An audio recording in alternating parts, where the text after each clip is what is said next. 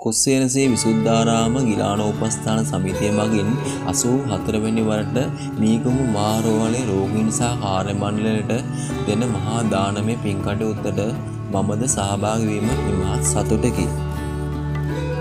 ඔන්න ඉතින් උදේ ආහාර වේල සඳහා රෝගීන් හට බනිස් කෙසෙල් ඒ වගේම බිස්කට් මෙන්න මේ වගේ පිරිසුදු කවරවල දාලා වෙනම අපි සැලසුම් කරගත්තා. ඒ වගේම තමයි මේ සියලුම දේවල් ඉතාම පිරිසුදුකමින් තමයි අපි මේ කරන්නේ. ඔන්න ඉතින් ක්‍රමක්‍රමයෙන් උදේ ආහාර වේල සැලසුම් කරලා ඉවරයි. ඔන්න දැන් තියෙන්නේ බෙදන්න තමයි. ඒ වගේම තමයි හැමෝම එකමුතුකමින් තමයි මේ දේ සතුටින් කරන්නේ. ඔයාලට පේනවා ඇතිනේ. පුංචි අය නම් ගොඩක් සතුටින් ඉන්නේ. ඔන්න ඉතින් උදේ ආහාර වේල සැලසුම් කරපු විදිහටම අපි ලබා දුන්නා. ඉතින් හැමෝගෙම සිත් සතුටින් පිරී ගියා. ඉතින් මේ වීඩියෝ එක බලන ඔයාලා හිතනවා ඇති මොකද මේ දානයක් දීලා මේ වගේ වීඩියෝ එකක් අපි සමාජගත කරේ කියලා. නමුත් හොඳ දෙයක් කරලා මේ වගේ සමාජගත කරාම නරක මිනිස්සුන්වත් හොඳ මිනිස්සු වෙන්න පුළුවන්. ඉතින් හොඳ දෙයක් නින්දයි මේ වගේ වීඩියෝ එකක් සැලසුම් කරලා ඔයාලට දැම්මේ. ඉතින් ඔයාලගේ හදවතට දැනෙන දේ පහලින් කමෙන්ට් කරන්න අමතක කරන්න නම් එපා. මොකද ඒ කමෙන්ට් එක මට ගොඩාක් වටිනවා. ඉතින් හැමෝටම ස්තුතියි. ඒ වගේම තමයි මීගොම්බි මහරෝහලේ කාර්ය මණ්ඩලය අපිට උපරිම සහයෝගය දෙනවා. ඉතින් ඔයාලට පුළුවන් දීර්ඝායුෂ සමග සම්බන්ධ වෙලා මේ මහා දානමය කටයුත්තට සහභාගී වෙන්න. ඉතින් මම පාලින් දාන්නම් මගේ නම්බර් එක. ඔයාලට ඒ හරහා සම්බන්ධ වෙන්න පුළුවන්.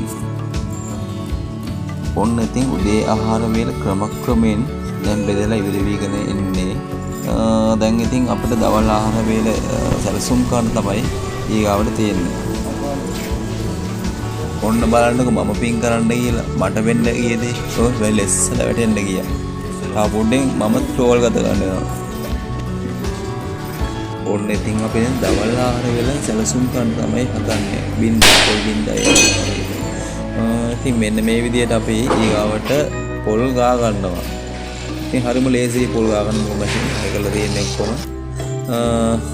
මේ යාළ මෙතන කරන්නේ ලුණු සුද්ධ කරනවා. නිකම් ඉන්නේ වැඩ කට්ටිය හොඳටම වැඩ. මෙන්න අඟුරු කරවල. කාටර රාහට කන්න පුළුවන් හොඳම කරවල අඟුරු. ගොඩ දෙනෙක් කැමති. ඒකින්ද අපි සැලසුම් කරා අඟුරු කරවල දෙන්න. හරිම රසයිනේ අඟුරු කරවල කියන්නේ.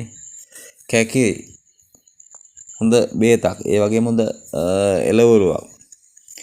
මෙන්න මෙයා මිරිස් කපනවා ඊගාවට මිරිස් දෙනවා. මේ තියෙන කාර්ය මණ්ඩලය මීගමු රෝහල ඒ කට්ටිය ගෝවා කපනවා. ඉතින් අපිට නම් මෙහෙම ප්‍රැක්ටිස් කරන්න යාලා දෙනවා සුපිරිටම දෙනවා. ගෝවා කපලා ඉවරයි. ඔන්න ඒ ටික සැලසුම් කරා.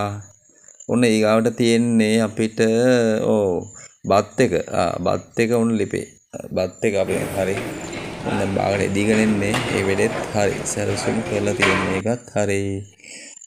ඊගාවට මෙතන ඇවිල්ලා උම්මලකට දාලා පොඩි සලාදයක් හදනවා. ඒ වෙලෙත් හරි.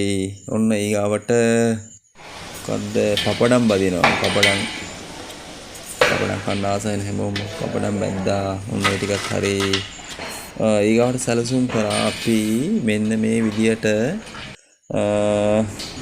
පපඩම් බැදලා ඉවර වෙන එද්දී ඊගාවට ඔන්න බත් එක ඉදලා තියෙන බත් අපි වෙනම භාජන වලට දාගත්තා.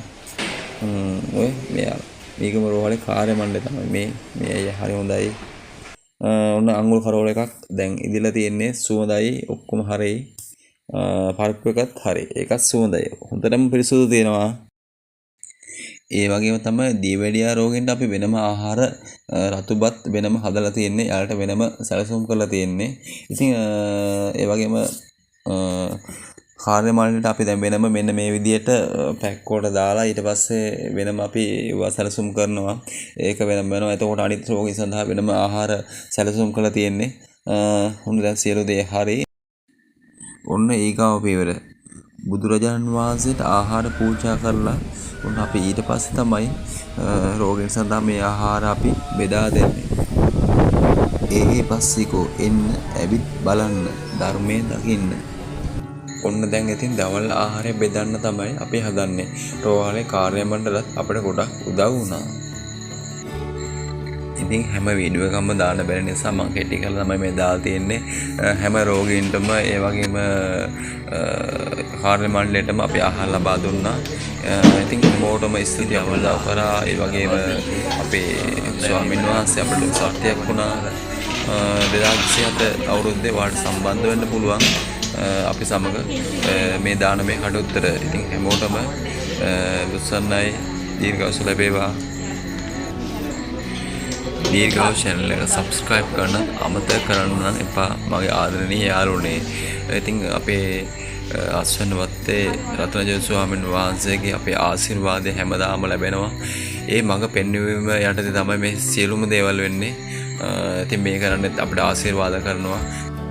ඉතින් මහා සංඝරත්නයේ ආශිර්වාදය තමයි මේ හැම දෙයකම අපිට ගොඩක් ජයග්‍රහණය කරා යන්න පුළුවන්. ඉතින් 84 වෙනි වතාවට තමයි අපි මේ දුන්නේ. 2027 අපි නැවත හම්බෙමු. හැමෝටම තෙරුවන් සරණයි.